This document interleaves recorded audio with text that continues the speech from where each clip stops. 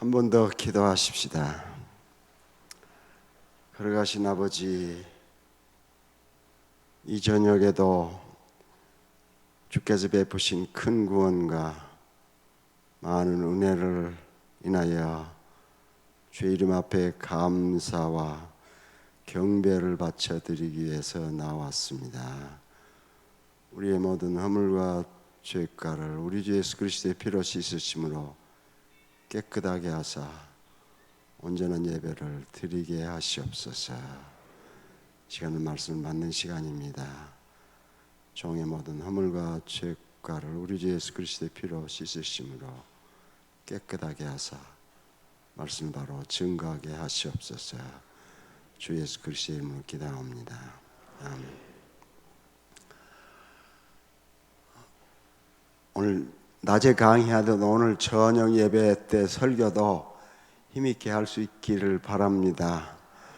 낮에는 우리 고 목사님이 무한낙지 싱싱한 거를 많이 주셔가지고 그 힘으로 2시간 반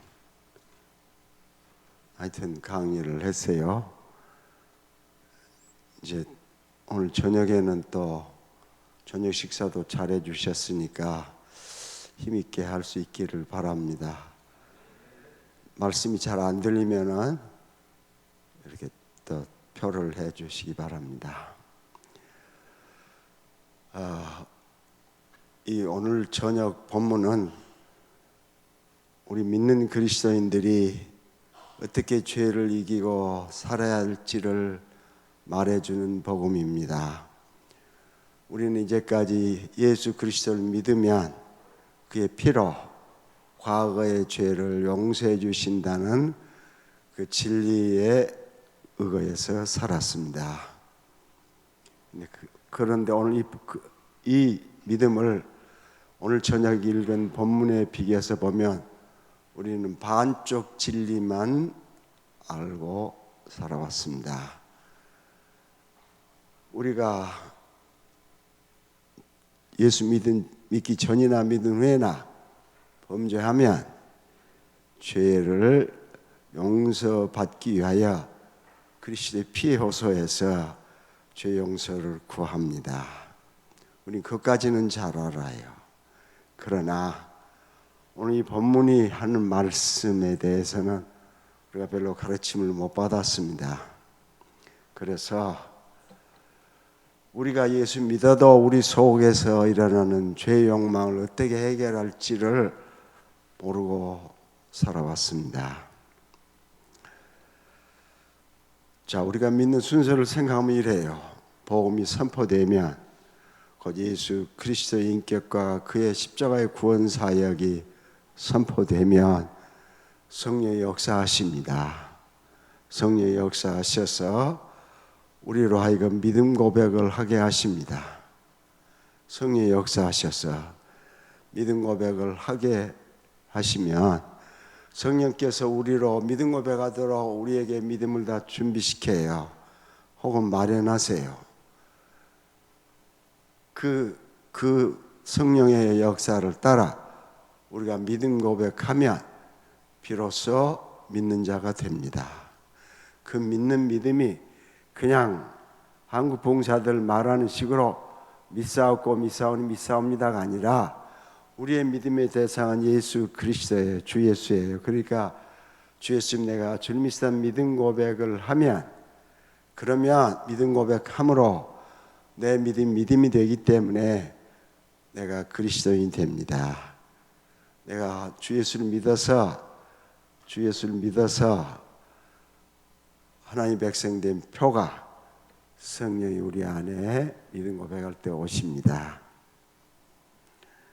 그런데 그리스도인에게 문제점은 예수 믿음 고백하고 믿음 생활을 하면 그 다음에는 모든 문제가 다 해결되는 것처럼 그렇게 우리가 생각을 해왔습니다. 우리가 예수 믿기 전에는 죄 짓는 걸 우리의 생활의 방식으로, 삶의 방식으로 알고 살았습니다. 우리 하는 모든 것이 다 죄예요.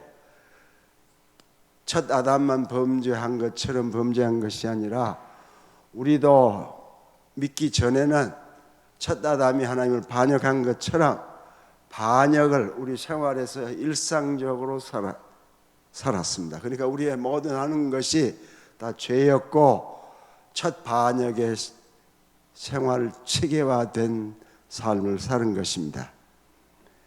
그런데 예수 그리스도를 믿으면 죄 용서받고 새 사람이 됩니다. 새 사람은 예수 그리스도를 믿는 믿음의 방식으로 사는 삶의 방식을 말합니다. 옛사람은 그에 반대해서 옛사람은 죄 짓는 걸 삶의 방식으로 삼고 사는 방식이에요. 바울은 옛사람을 육이라고 표현했고 새 사람을 영이라고 표현했습니다. 우리가 예수 믿으면 새 사람이 돼요. 새 사람이 됐습니다. 원리적으로 완전히 새 사람이 됐어요. 그런데 하나님께서 우리를 새 사람으로 만드실 때 예수 믿음으로 예수 그리스도의 십자가와 부활의 권세로 우리를 새 사람으로 만드셔도 하나님이 우리 안에서 옛 사람을 뽑아버리지 않으셨습니다. 예수 믿기 전에 죄 짓고 살던 삶의 방식, 또 죄를 생각하며 죄를 즐기며 사는 그런 방식, 그런 걸 뽑아버리지 않았어요. 그러니까 예수 믿어 우리가 처음에 예수 믿어서 그 구원의 기쁨과 감격을 누리고 사는 삶이 지나면은 우리가 새로운 현상을 경험합니다. 예수 믿어서 누리는 구원의 기쁨과 감격이 늘 계속되는 게 아니라 이것이 약화되고 소실되고 그러면은 옛사람이 올라와요. 그 옛사람이라 말하면 좀 이해하기가 어렵다면 죄의 욕망이 늘 올라와요.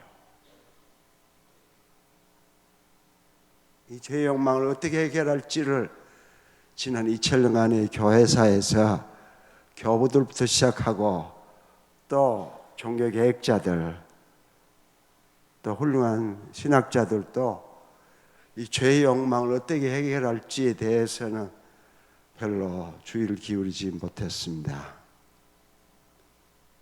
그러니까 예수 믿고 구원의 기쁨을 누리다가 이 속에서 수시로 늘 일어나는 죄의 욕망을 어떻게 해결해야 될지를 알지를 못해가지고 얼마나 괴로웠는지를 몰라요.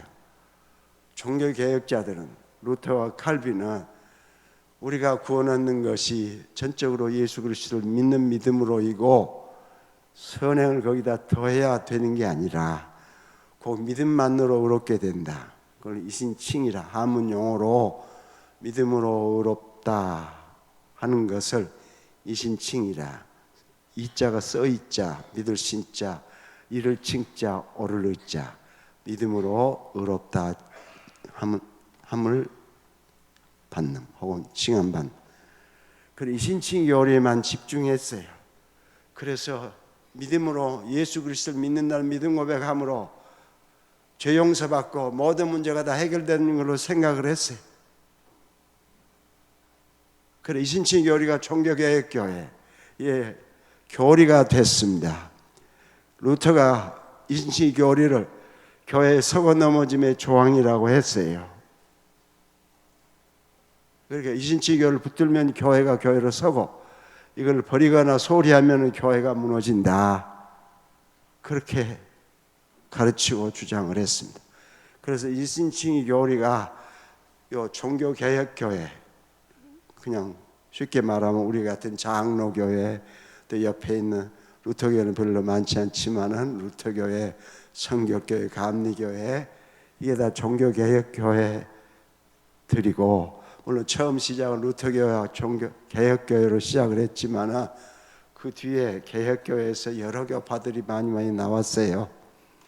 이런 모든 개신교 혹은 종교개혁교회의 기본 교리가 이신칭의 교리입니다. 믿음으로만 의롭게 된다. 그래서 루터가 로마서를 번역할 때에 믿음으로만, 독일어로 누워를 넣었어요. 누워, 믿음으로만, 믿음 앞에다가 그 본래 누워라는 말이, 만이라는 말이 히라보 본문에 없는데도 루터가 넣었어요. 독일어로 번역할 때. 그래 우리는 루터의 가르침 따라 믿음으로만 구원이 된다는 진리에 확고하게 서 있습니다. 그래요. 그래 예수 믿음으로 의롭게 됐으면은 그 다음부터는 죄의 욕망이 일어나지 않아야 될 텐데 죄의 욕망이 수시로 끊임없이 일어나요. 이 설교 듣고 돌아가시 길에도 육신의 죄의 욕망이 일어나요. 그런 욕망이고 실제로 행하지 않았으니까 죄가 아니라고 생각할 수 있지만은 실질적으로는 실제로 범한 행동을 한 죄나 마음으로 생각한 죄나 현대 심리학이 말하는 바에 의하면은 구체적으로 생각하는 그 생각은 실제로 행동하는 것하고 기억장치에 동일하게 박힌다. 그러니까 실제로 행동하는 그 행동 전체가 기억장치에 박히는 거나 구체적으로 마음으로 생각하는 것이 박히는 거나 같다 그래요. 그러니까 속으로 생각하는 죄의 욕망 이런 것들도 그냥 죄예요. 근데 이걸 어떻게 해결해야 좋을지를 가르쳐 주지를 못했어요. 종교개혁자 중에 칼빈이 조금 그쪽 방면으로 강조하고 나갔습니다. 그래서 그리스도인에게 율법이 생활의 규범이라 그걸 강조를 했어요. 그리고 그런 강조와 함께 우리가 옛사람을 죽이면 새사람이 살아나고 새사람을 살리면 옛사람이 죽는다. 그렇게 가르쳤어요. 그런데 종교개혁자 그리고 종교개혁 때에 신학자로 차타가 공인하는 분이 칼빈이에요. 루터는 종교개혁자이고 또 사도라고까지 칼빈도 인정을 했어요. 그래도 신학자는 칼빈이라고 했습니다. 그러면 이 신학자가 옛사람을 죽이면 새사람이 살아나고 새사람을 살면 옛사람이 죽는다고 그렇게 할 때에 그렇게만 할 게 아니라 어떻게 옛사람을 죽이는지를 말해줘야 되는데 그 말은 못했어요.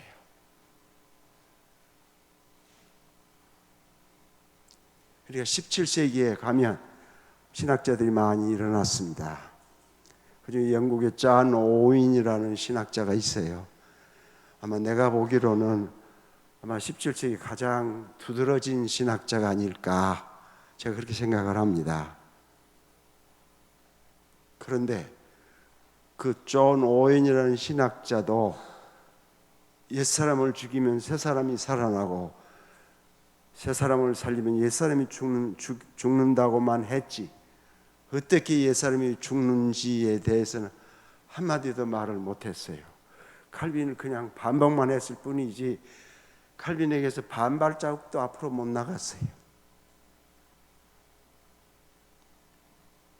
그러니까 우리가 성화 생활을 한다는 것은 죄의 욕망을 죽이고 없애는 것인데 옛사람을 뿌리째 뽑는다 그런 게 아니고 죄의 욕망을 죽이고 없애는 것인데 이걸 어떻게 할 줄 모르는 거예요. 그러니까 개혁교회도 개혁교회죠. 신학으로 따지면 개혁교회.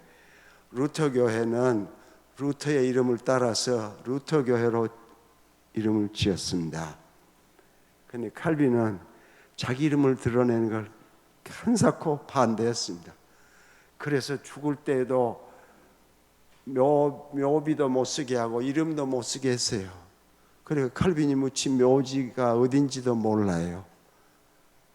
그래도 후에 연구를 해가지고 칼빈이 묘가 이 자리일 거라고 하고 거기다가 JC를 써붙였대요.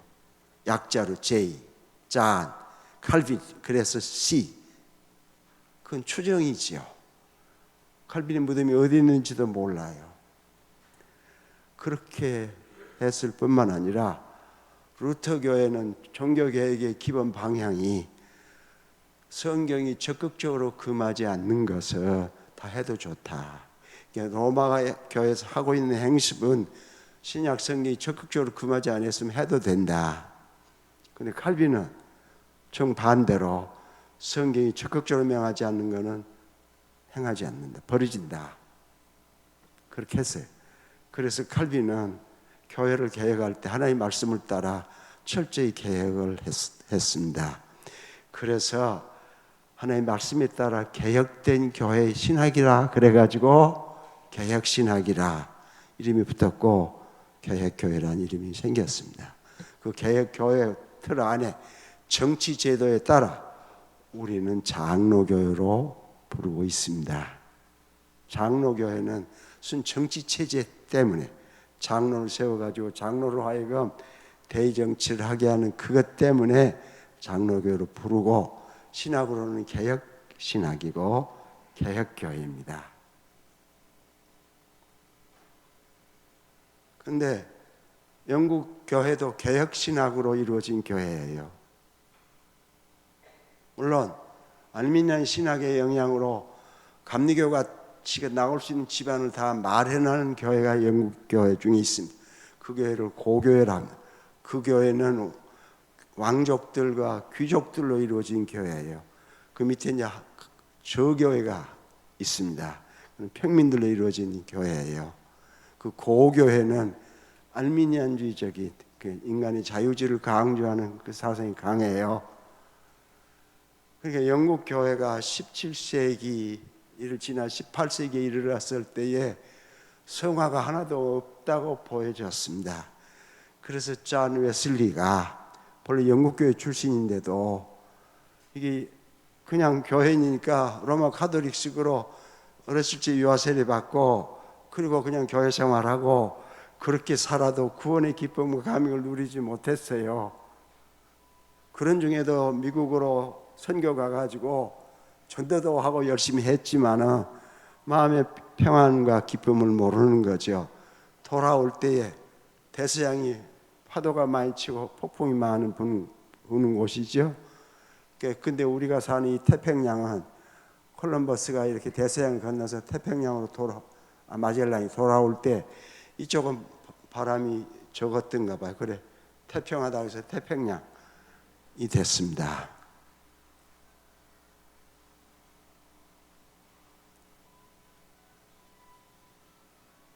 영국 교회도 개혁교회인데 웨슬리의 눈에 아무런 그 전에 17세기의 리차드 백스터라고 하는 아주 유명한 개혁파 목사가 있었습니다. 리차드 백스터. 그 사람은 케임브리지 가려고 했는데 못 갔어요. 그러니까 컴플렉스가 상당히 많았겠죠. 열심히 공부를 했어요. 그가 남긴 저작이 단어로 수백만 단어가 된다. 그래서 지금 그거를 현대어로 작업을 하고 있다고 그렇게 들었습니다. 리차드 백스터는 처음에 한 교회 한 도시에 부임을 했어요. 처음 가서 보니까 그 도시에 믿는 사람들이 그러니까 두세 스트리트, 동서로 나 있는 길은 스트리트라, 남북으로 나 있는 길은 에브뉴라 그러죠, 영어로. 두세 스트리트에 믿는 집이 한두 가죠. 영국의 일입니다. 17세기에. 그렇게 된 곳에 리차드 백스터가 교회를 맡아서 부임을 해가지고 20년 목회를 했습니다. 20년 목회하고 얼마나 힘있게 복음을 선포하고 하나님의 사랑을 강조했는지 예배 마치고 교인들이 집으로 돌아갈 때 같은 구역으로 가는 사람들이 모여서 그날 예배할 때 불렀던 찬송을 부르고 백스터 목사가 외쳤던 말씀을 돌아가면서 외치고 그러고 갔다고 합니다. 그렇게 목회를 열심히 했기 때문에 20년 목회를 마치고 그 도시를 떠날 때는 두세 스트리트에, 그러니까 우리 같으면 종로, 서울에 종로, 을지로, 또 청계천 이런 거리에 안 믿는 사람이 한두 가정뿐이었다. 도시를 다 완전히 복음화했어요. 그런데 리차드 백스터의 눈에 처음 갔을 때, 그러고 그 목회를 마치고 그때 크로멜 장군이 쿠데타를 일으켜가지고 왕을 처형하고 진짜 성경대로 사회생활을 하는 그런 정치를 할 때였습니다. 그 크로멜 장군의 군대에 가서 군목을 했을 때에 거기 온 사람들이 참나 영국 교도이니까 변화돼 가지고 성화된 모습이 보여야 되는데 하나도 안 보였다 이렇게 써놨어요. 그러니까 선행을 강조했어요. 그러다 18세기 와가지고 존 웨슬레가 성화를 강조하는 그런 걸 중심으로 해가지고 감리교회 운동을 일으켰습니다.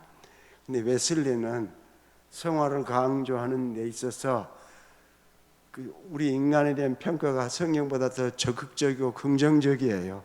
더 좋게만 봤어요. 우리에게는 웨슬레에게 우리는 자유지가 있다. 자유지가 있고 건실하고 또 하나님의 은혜, 그 은혜가 우리처럼 우리가 예수 믿어 구원하는 그 구원 은혜가 아니고 일반 은혜, 혹은 그냥 우리나라에서는 일반 은혜를 일반총이라고 많이 표현하죠. 이건 믿든지 안 믿든지 누구에든지 주시는 은혜. 그래서 시민사회가 가능하도록 하는 그런 은혜. 죄를 쉽게 말하면 죄를 억제하지만은 죄는 제거하지 못한다. 그런 일반 은혜의 도움을 받아서 자유지가 선행을 함으로 죄에서 깨끗하게 되고 그리고 성화될 수 있다. 이렇게 강조를 했어요. 그래가지고 감리교 부흥운동을 일으켰습니다. 그래서 영국을 18세기 영국을 살려냈다고 말해요. 웨슬레에 가면은 우리는 그렇게 타락해서 완전히 죽을 그런 존재가 아니에요. 타락했어도 자유지가 그대로 있어요. 그리고 우리는 비교적 건실하니까 아담이 지은 죄가의 전가로 우리가 죽는 게 아니에요. 아담은 아담의 죄로 죽어요.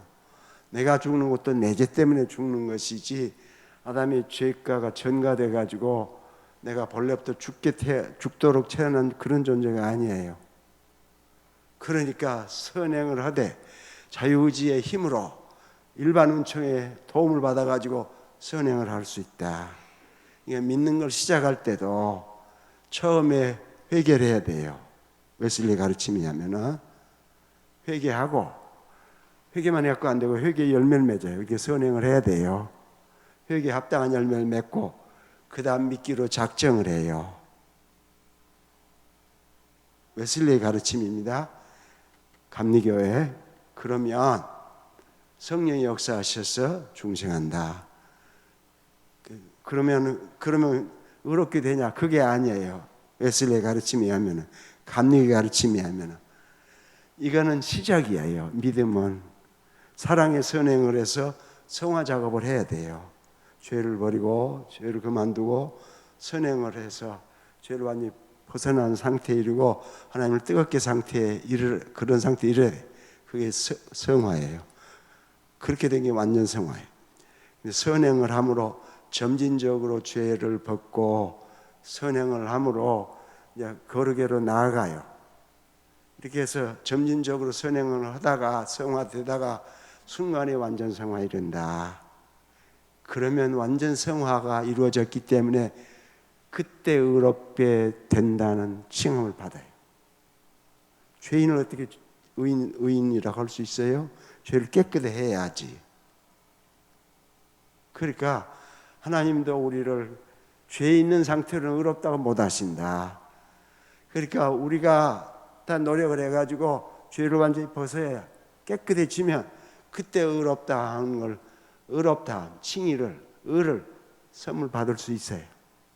근데 이건 순전히 인간의 노력을 했기 때문에 웨슬리에 의하면은 그렇게 완전 생활을 이뤘어도 언제든 잃어버릴 수 있어요. 완전 생활도 잃어버려요. 그 말은 완전 생활을 이룬 자도 구원에서 탈락해요. 이런 가르침으로, 그리고 우리가 힘쓰고 애쓰면은 하나님이 우리에게 믿음을 더하시고 은혜를 더하신다. 이런 식으로 했습니다. 그래서 감리교 운동을 일으켰어요.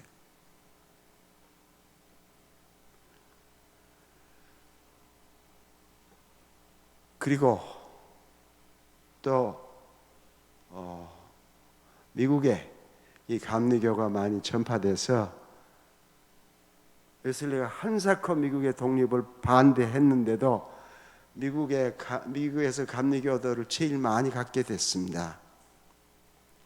이거는 순전히 감리교는 로마 카톨릭과 마찬가지로 행함으로, 내가 타락해서도 견실하고 자유지가 확실하니까 내 힘으로 믿기를 작정하고 또 회개하고 내 힘으로 또 회개 열매를 맺고 그 다음부터 선행을 해서 성화 이루고 죄를 다 벗어나고 하나님 사랑을 충만하게 되고 이렇게 될 수 있어요. 그 경지에 이르면 의롭다함을 받아요. 그때는 죄가 없어졌으니까. 근데 우리는 개혁신학은, 성경과 개혁신학에 의하면 우리는 그냥 죄인이에요. 죄로 많이 오염돼 있어요. 근데 예수를 믿는 날 믿음 고백 하나 때문에 하나님이 우리를 의롭다고 하세요. 믿음 고백이 바로 의가 되는 게, 그리스도께서 우리의 죄를 위하여 죄값을 지불하고 피 흘리셔서 죄값을 지불하셨기 때문에 그걸 믿기만 하면 그걸 하나님이 의롭다고 인정을 하세요. 속은 새카매도 하나님이 우리를 의롭다고 하시니까 우리는 의인이 됐어요. 그런데 의인이 됐지만 이 죄로 오염된 거, 혹은 바울의 명호대로 쓰면 옛사람이 없어진 게 아니에요. 옛사람이 수시로 나타나요. 지금도 나타날 수 있어요. 내 설교 듣고 있어도 잡념이 일어나지요. 나쁜 생각이, 음욕도 일어나지요. 남을 미워하는 생각도 일어나지요. 또 재물 욕심도 올라오고요. 사람에게 피할 수 없는 세 가지 욕망이 있습니다. 첫째는 재물욕, 물욕, 혹은 동욕, 돈 욕심. 두 번째는 정욕 혹은 유욕. 더 가까움을 하면 강대상에서 성자를 넣으면 안 된다고 걸어서 내가 주제를 하는데 성욕.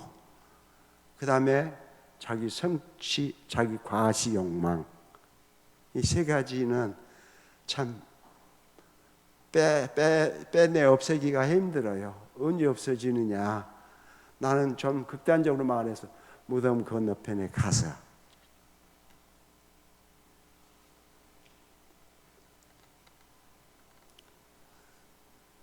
그런데 교회 역사에서 교부들과 신학자들과 종교개혁자들이 말하지 못했던 내용을 오늘 본문이 우리에게 가르쳐주고 있습니다. 이 본문이 우리가 예수 믿어 옛사람이 있어서 육의 욕망이, 죄 욕망이 일어날 때 그 문제를 어떻게 해결해 줄지를 말해주고 있습니다. 그런데 성경인 조지시장 책이 아니에요. 여기다가 제목을 붙여놨으면 얼마나 좋았겠어요. 옛사람을 이기는 법이라고 이 절에다가 붙여놨으면 얼마나 좋았겠어요. 훌륭하게 좋았을 텐데 그렇게 안 해놔서 그런지 이해를 잘 못해가지고 이 말씀을 활용하고 적용할 줄 몰랐습니다. 그러니까 죄 욕망이 일어날 때에 결국 죄 욕망을 어떻게 해결할지를 성경에 이 말씀을 적용할 줄 몰랐기 때문에 어떻게 하느냐, 결국 금욕하고 금식하고 고행하는 법으로 이 죄 욕망을 해결할 줄로 그렇게 생각을 해왔습니다. 처음 예수 믿고 구원의 기쁨을 누릴 때는 너무너무 좋았는데 이제 이렇게 그냥 당장 예수 믿어서 구원받은 백성이 될 순간 하나님이 우리를 하늘 자기 보좌 앞으로 데리고 가시면 얼마나 좋겠어요. 근데 그렇지 않고 여기 지금 상당 기간 살지요. 지금은 100세 시대라 100세 시대가 아니더라고요. 우리 집 옆에 국민은행이 있어요. 국민을 갔는데요, 보험이라고 그래가지고 110세 보험이 있더라고요. 앞으로도 상당 기간 살지 않겠습니까?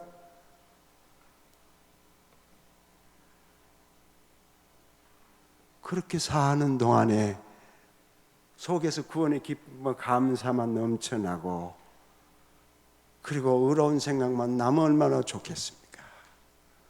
하나님이 우리를 새 사람으로 만드셨어도 우리 속에 옛사람을 뿌리째 뽑아버리지 않으셨어요. 그러니까 죄의 욕망이 늘 일어나요.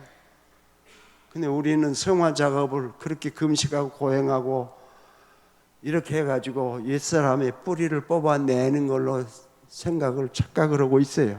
그게 아니에요. 그렇게 할 사람이 없습니다. 그렇게 할 수가 없어요. 그러니까 성화는 옛사람의 뿌리를 뽑아내는 게 아니라 일어나는 죄의 욕망을 흩어버리는 거, 없애버리는 거예요. 근데 어떻게 없애느냐? 죄의 욕망이 그냥 없어지지 않습니다. 그냥 없어지지 않아요.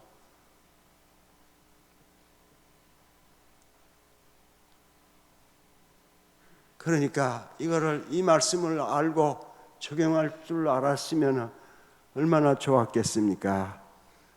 그러니까 기독교가 1세기에 생겨가지고 271년 혹은 272년까지는 이런 문제가 별로 없었던가 봐요.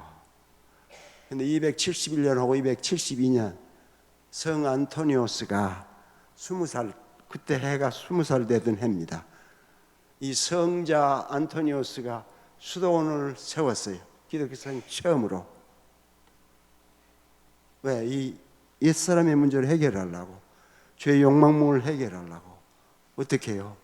수도원에 들어가서 고행하고 금식하고 그렇게 하려고 함으로. 그래서 어디로 들어갔습니까? 애굽 사막으로 들어갔어요. 애굽은 나일강이 흐르는 그 주변에는 곡식이 잘 되고 풀이 많아요. 밤에 비행기 타고 가는데요, 어두워질 때 보니까 그 나일강이 흐르는 데만 색이 달라요. 나머지 전부 다 사막이에요. 사막으로 들어간다는 건 무슨 뜻입니까? 죽음을 마주대하는 것 같은 거예요. 성 안토니오스가 예수 잘 믿고 바로 믿기 위해서 수도원을 세워가지고 사막으로 들어갔습니다. 그래서 수도원을 세웠어요. 기독교성 처음으로. 요한일서 1장 7절을, 이것만은 아니지만 저를 알고 적용할 줄 알았으면 수도원 안 세워도 됐는데, 그 성 안토니오스가 수도원을 세운 후부터서 중세 내내 수도원이 번창을 했습니다. 경제적으로도 수도원이 중세에 큰 공헌을 했다고 그래요. 그 산지라든 이런 애들 개간을 하고 그러니까 생산을 해내고 그래서 경제의 보탬이 되고 그랬다고 해요. 그런 좋은 점도 있어요. 그러나 수도원에 들어간다고 옛사람의 욕망이 없어집니까? 안 없어져요. 그렇게 고행하고 금식하고 그 방식으로 문제를 해결하려고 한 거예요. 수도원에 가면 옛사람의 욕망이 없어집니까? 수도원에 얼마나 죄가 많아요.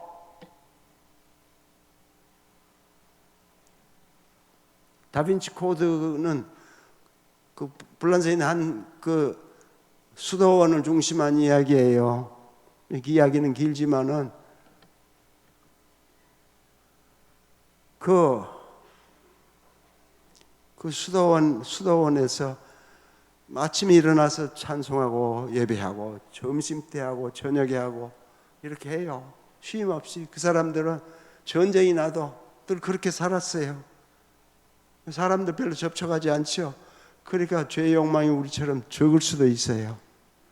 그러나 죄의 욕망이 밖에서만 오는 게 아니라 속에서 늘 일어나죠. 그걸 어떻게 해결합니까?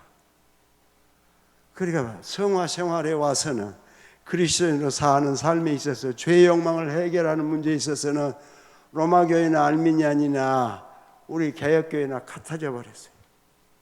어떻게 해결할 줄 모르는 거예요. 그러니까 금식하고 고행하고 금욕하고 이렇게 해야만 해결할 줄 아는 거예요. 금식하고 금욕하고 고행하면은 이게 기쁨, 구원의 기쁨은 다 없어져요. 율법주의 망령이 그냥 살아나요. 그러니까 보통 괴로운 게 아니에요.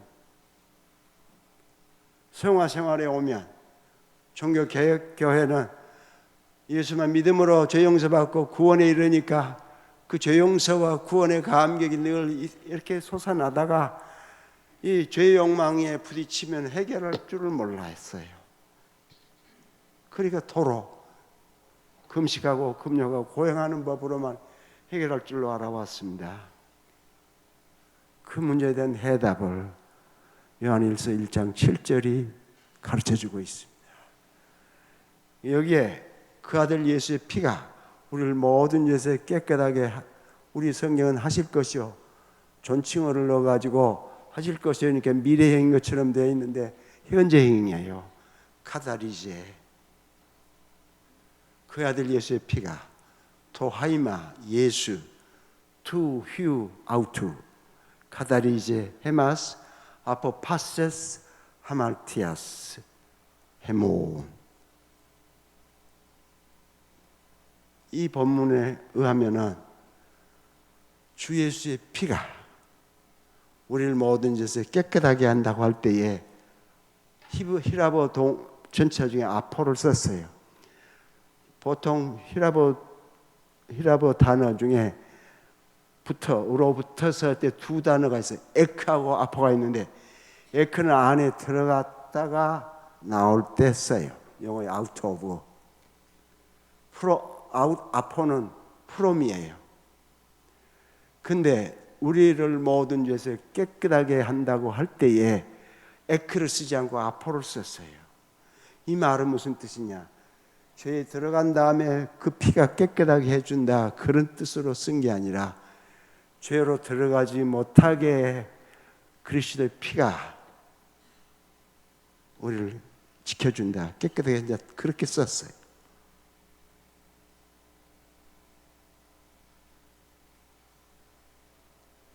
우리는 죄에 빠져가지고 죄 짓고 그런 거를 그리스도의 피로 용서받는 건 잘 알고 그렇게 회개 기도하고 용서를 구했습니다. 그러나 죄의 욕망일 때는 어떻게 해결할지, 그것도 죄인데 해결할 줄 몰랐어요. 근데 이걸 어떻게 하느냐? 이 말씀을 우리 귀로 듣도록 선언하는 것입니다. 그 아들 예수의 피라고 했으니까 그걸 줄여가지고 주 예수의 피가 내게 적용하니까 나를 모든 죄에서 깨끗하게 한다. 죄 욕망일 때 이 말씀을 선언하며 죄 욕망이 흩어집니다. 그것이 거룩하게 되는 거예요.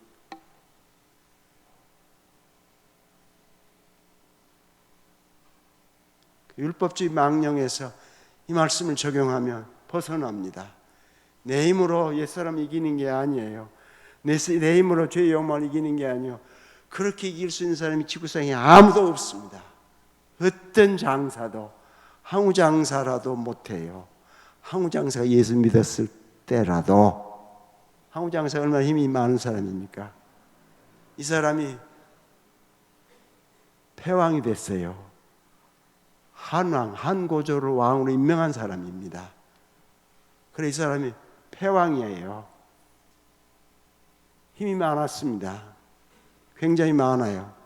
전장에 나가서 유방, 한우, 그러니까 한 나라의 고조, 유방하고 여러 번 싸웠어요. 그때 유방의 나이는 43살이고 항우의 나이는 28살입니다. 유방이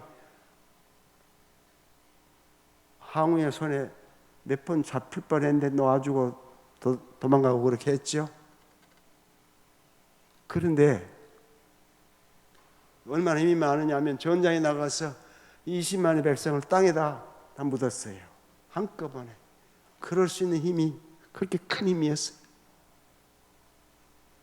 그런 항우장사도 죄의 욕망은 못 이겨요.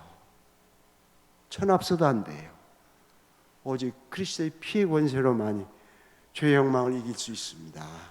어떻게 해요? 죄의 욕망이 속에 일어날 때 혼자 일어나는 거 쫓는다고 혹 정신이 들면은 좀 사탄아 물러가라. 사탄이 왜 내 그 말에 물러나요? 천합서도 물러나지 않습니다. 더 힘을 세게 더 그리로 죄짓도록 끌고 가지요. 그럴 때 어떻게 해결해요?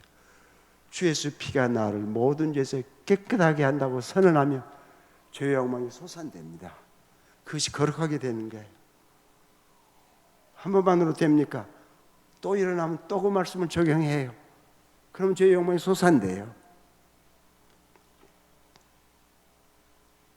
이거 언제까지 예배 시간입니까? 8시 30분? 그럼 끝나야 되네.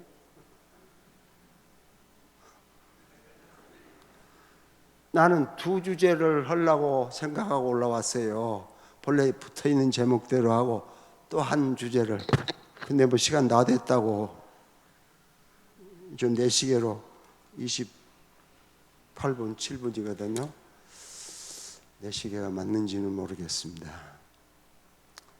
그러면 그냥 오늘은 여기 이 말씀만으로 하죠.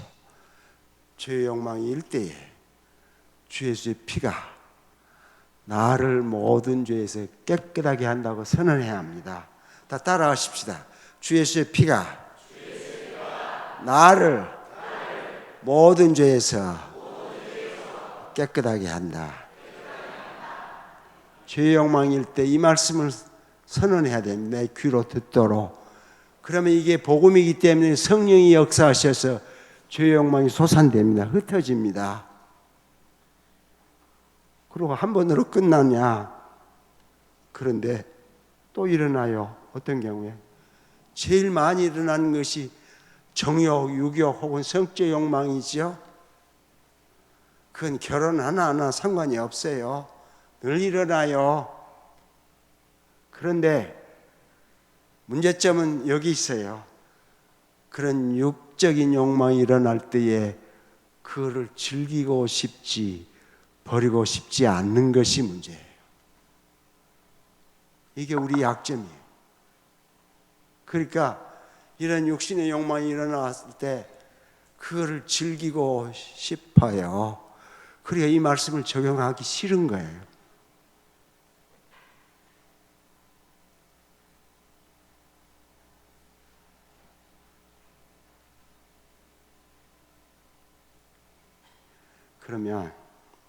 그럼 어떻게 그렇게 이 말씀을 적용할 수 있느냐? 그냥 정신 차리고 이 말씀을 적용하면 그냥 언제 그런 욕망이 일어났다냐 쉽게 흩어지지만은 그 죄를 즐기고 있으면 이제 뭐 안 되는 거죠. 죄의 욕망을. 옛날에 그 털코 이런 욕망들이 육체의 욕망으로 오기 때문에 욕구로 오기 때문에 즐기고 누리고 싶지 이걸 물리치고 싶지 않다고요. 그래도 정신 차리고 주에서 피가 날 모든 죄 깨끗하게 한다고 선언해야 합니다. 그렇게 선언할 수 있으려면 그만둬야 되지만은 담임 목사님은 늘 설교를 하시잖아요. 그러니까 아주 딱 규모 있게 제 시간에 딱 맞춰요. 근데 나는 신학교 교수를 30몇 년 했는데 목회는 한 번도 해본 적이 없어요. 가르치는 것만 했어요. 그래서 설교할 기회가 별로 없는 겁니다. 이거 지금 얼마 많은지 몰라요. 고 목사님이 이렇게 청해가지고 설교를 하라니까 이거 모처럼 기회를 받은 거지요. 그러니까 길게 하려고 그런다고요.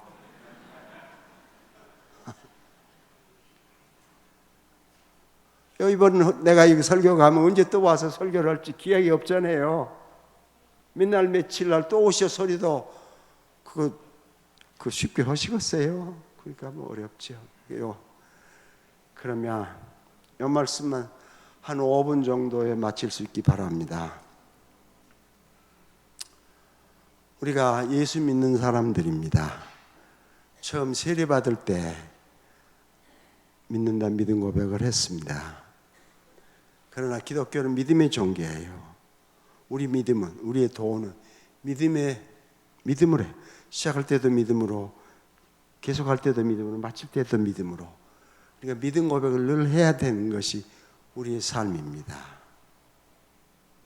그 믿음 고백은 주 예수님 내가 주를 믿습니다 하고 믿음 고백을 하는 것입니다.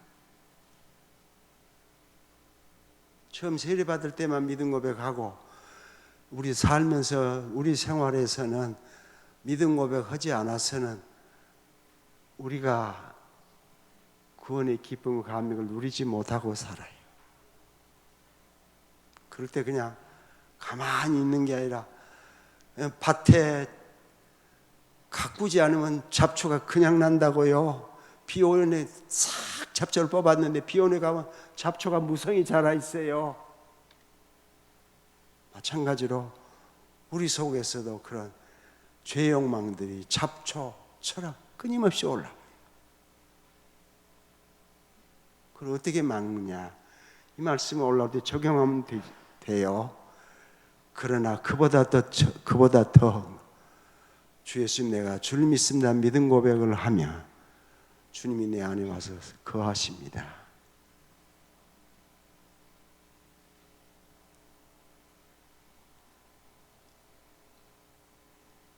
우리는 종교개혁 믿음으로 구원에 이르는 이 이신칭 교리로 삼는 교회니까 늘 믿어야죠.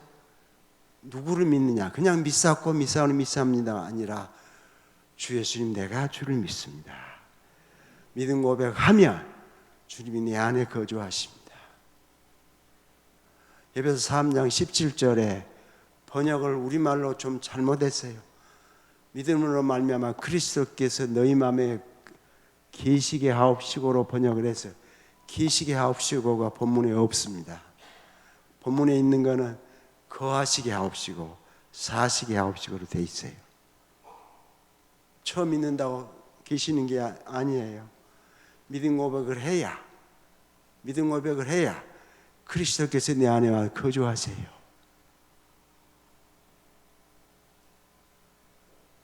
그런데 믿음 고백을 그렇게 잘하고 싶지도 않아요. 죄 욕망이 일어나면은 믿음 고백을 왜 하고 싶겠어요? 믿음 고백을 하고 싶지 않죠. 그런데 또 우리는 그 믿는 거를 그렇게 열심히 못하는 것이 성경에 보면은 주님이 신명기에 있는 말씀 인용을 했어요. 내 온 마음과 온 힘과 온 뜻을 다해서 주 내 하나님을 사랑하라. 그 말씀은 주님이 인용을 하셨다고요. 물론 거기다 더 온 영혼과 마음과 뭐 이런 게 덧붙여 있죠. 주님이 말씀을 하셨으니까 예수 믿는 건 인문이고 하나님 섬김이 따로 있는 줄로 생각을 하는 거예요.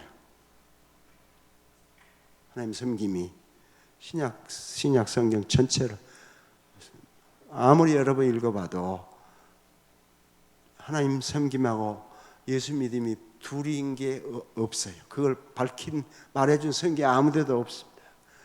주 예수를 믿는 것이 하나님 섬김이에요. 전심으로 믿는 것은 전심으로 믿음 고백하여 주를 모시고 사는 거예요. 믿음 고백은 주님이 내 안에 와서 사세요. 내 안에 와서 사시기 때문에 구원의 기쁨과 감격이 올라오게 되어 있습니다. 이 찬송가 289장이 그걸 표현을 해요. 그냥 믿으면 그냥 처음에 믿어놓으면 주님이 내 안에 그 신성으로 가득 와서 사시는 게 아니에요. 종교개혁 때 루터교 목사로서 오시안더가 있습니다. 안드레아스 오시안더가 우리가 의롭게 되는 것은 그리스도가 그의 신성으로 우리 안에 충만히 거주하심으로 그 신성의 충만한 거주로 우리가 얻게 된다. 그렇게 주장을 하고 가르쳤어요. 칼빈이 호되게 책망을 하고 욕을 했습니다. 주님이 내 안에 거주하시는 것은 그렇게 신성으로 항속적으로 계시는 게 아니라 교제관계로 계세요. 성령의 내주도 인격적 교제관계로 항속적으로 지속적으로 교제관계가 이루어지는 걸 뜻합니다. 주님이 내 안에 거주하시는 것도 인격적 교제관계가 지속적으로 이루어져요. 주님이 언제 내 안에 거주하시느냐? 내 안에 거주하시면 구원의 기쁨과 감격이 나오게 되어 있습니다. 289장 찬송가 후렴 보면 주 예수 내 맘에 오심, 주 예수 내 맘에 오심, 물밀듯 내 맘에 기쁨이 넘침, 주 예수 내 맘에 오심. 기쁨이 나는데 물밀듯 기쁨이 난다고 했어요. 그거는 홍수가 나가서 물이 밀어치면은 내가 의거한다고 물이 날 따라오질 않아요. 물이 제 힘으로 밀고 가요. 집도 뺑뺑 돌아가서 딱 삼켜요. 우리가 이번에 후쿠시마 그 사태 일어났을 때 잘 봤잖아요. 물이 제 힘으로 집과 자동차들 막 밀어오지 않았어요. 우리는 더 많이 밀어주기를 바라고 그거 보고 있었죠. 물밀듯 내 안에 기쁨이 넘치면 내가 노력해서 인위적으로 되는 게 아닙니다. 믿음 고백, 주님이 내 안에 와 계시면 내가 주체할 수 없도록 구원의 기쁨과 감격이 올라오게 돼 있어요. 근데 우리는 예수 믿으면서 이런 거 못 느끼고 살잖아요. 못 누리고 살잖아요. 왜? 믿음 고백을 하지 않으니까. 그리스도께서 내 안에 와 사시는 길은 믿음 고백으로만 돼요. 주 예수 내가 주를 믿는다는 고백을 하면 주님이 내 안에 거주하십니다. 그 거주하시는 단어가 집에 산다는 의미의 단어를 썼어요. 히라보로. 우린 집에 살지요. 여행 가도 죽는 게 아니지만 여행 갈 때는 산다고 안 하고 집에 그냥 여행 갔다고 그러잖아요. 언제부터 산다는 말씀이 집에 돌아왔을 때. 그러니까 믿음 고백을 하여 주님을 내 안에 모시면 주님이 내 안에 거주하세요. 거주하시면 구원의 기쁨과 감기 올라오게 되어 있습니다. 인위적으로 노력해서 아니고. 그런데 이 믿음 고백을 어떻게 하느냐면 온 힘과 온 마음과 온 힘과 온 뜻을 다해서 해야 돼요. 그러니까 언제든지 믿음 고백을 하는 거죠. 마음으로 믿으면서 입으로 고백해요. 주 예수님 내가 주를 믿습니다. 그냥 주문처럼 외우면 안 되고 마음으로 믿으면서 고백을 해야죠. 그러니까 로마서 10장 10절에 마음으로 믿어 의에 이르고 입으로 시인하여 구원에 이른다. 시인하여가 아닙니다. 그 단어가 고백하여야 해요. 마음으로 믿어 의에 이르고 입으로 고백하여 구원에 이른다라고 번역해야 되는데 우리말 성경에 그 시인하다란 말로 해갖고 고백하다 말을 빼버렸어요. 그러니까 우리가 첫 번 고백하면 끝났지 계속적으로 고백해야 되는 걸 모르게 됐습니다. 마음으로 믿어 의에 이르니 입으로 고백하여 구원에 이르니까 마음으로 믿는 대로 고백하는 것입니다. 그러니까 내가 주 예수님을 마음으로 믿으면서 그걸 입으로 고백해요. 그걸 쉼없이 하는 것입니다. 밥 먹을 때도 하고 잠자다 일어나면 정신 들면 주 예수님 내가 주를 믿습니다 하고 찬송가에 그런 게 있죠. 우리 예정교리가 있어가지고 나는 예정된 사람이니까 나는 어떻든 구원에 이르라 그렇게 생각하고 그냥 담대히 아무렇게나 살지만은 찬송가에는 뭐라고 돼 있어요? 주 떠나가시면 내 생명 헛되네. 주 떠나가시면 내 생명 헛되요. 주님이 떠나가시지 않고 모시는 길이 믿음 고백을 하는 것입니다. 믿음 고백하면 죄의 욕망이 일어날 때에 주 예수의 피가 나를 깨끗하게 한다고 선언할 수 있게 됩니다. 주 예수 그리스도를 모시고 우리가 전도를 못하는 이유가 있습니다. 내 믿는 믿음이 아직도 예수 믿는다고 해도 행실이 온전하지 못해요. 그러니까 부끄럽다고. 전도를 마음대로 못해요. 행실 온전하 못하는 거는 결국 죄의 욕망으로 끌려간단 말이에요. 딴 말이 아니고 내가 똑바로 온전하게 한다 그런 뜻이 아니라 내가 믿음 고백을 이 말씀을 선언함으로 죄의 욕망을 흩음으로 죄로 빠져들지 않는 것, 그러면 우리가 담대히 전도할 수 있죠. 그리고 주 예수를 모시고 삶으로 주님이 내 안에 계시기 때문에 기쁨과 감사를 누리면 전도할 수 있습니다. 그리스도께서 내 안에 계시니까 그리스도가 내 안에 들어와서 나를 변화시킨 것을 증거할 수 있습니다. 그렇게 전도할 수 있습니다.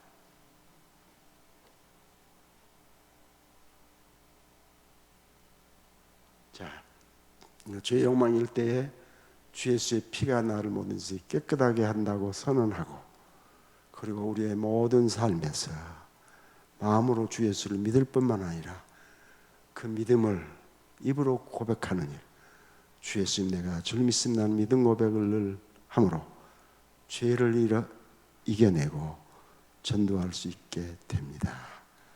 여러분들이 다 그런 은혜와 복을 누리시기를 바랍니다. 복음의 적용으로만이 구원의 기쁨과 감격을 누리는 삶을 살 수 있습니다. 여러분 하나도 빠짐없이 예외 없이 이 말씀대로 이렇게 주 예수를 믿는 고백을 함, 죄의 욕망을 소산하기 위하여, 소산시키고 흩트기 위하여 주 예수 피가 나를 모든 죄에서 깨끗하게 한다고 선언함으로 구원의 기쁨과 감격만 누릴 뿐만 아니라 전도할 수 있게 됩니다. 다 이렇게 되기를 바랍니다.